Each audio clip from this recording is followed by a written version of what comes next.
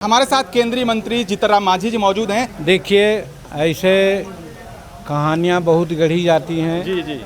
और कहानी के आधार पर लोग इधर उधर करते हैं, लेकिन हम डॉक्टर भीमराव अंबेडकर के बातों को 100% चरितार्थ करना देखते हैं। जी जो हम नहीं करते हैं, भीम का नाम लेते हैं, जय भीम करते हैं, लेकिन उनके बात का अनुसरण नहीं करते हैं। जी सबसे पहले बात उन्होंने कही थी कि साहब, इस देश में, इस समाज में जाति विहीन समाज की कल्पना होनी चाहिए।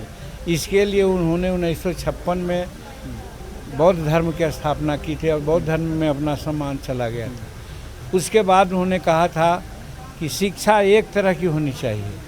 कोई कन्वेंट में पढ़े, कोई 20 लाख रुपया दे करके पढ़े, या कोई सरकारी स्कूल में मास्टर न है वहाँ पढ़े, तो इस तरह की असमानता रहेगी तो हमारा समाज के 70-80% लोग जैसे कि तैसे रहेंगे और आज रह रहा है।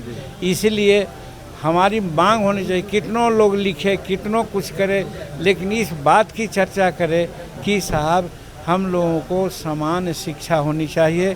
कांसी राम जी ने कहा था कि राष्ट्रपति का बेटा हो या भंगी का संतान, सबको शिक्षा एक समान।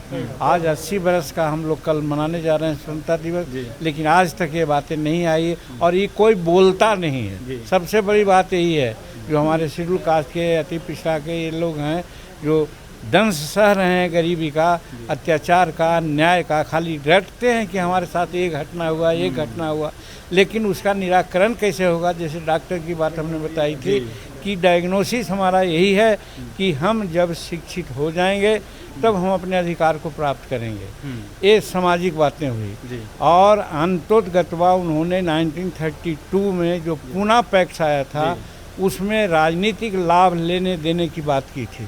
राजनीति को उन्होंने चाबी मांगा था और विकास को उन्होंने ताला माना था। बिना चाबी के ताला नहीं खुल सकती।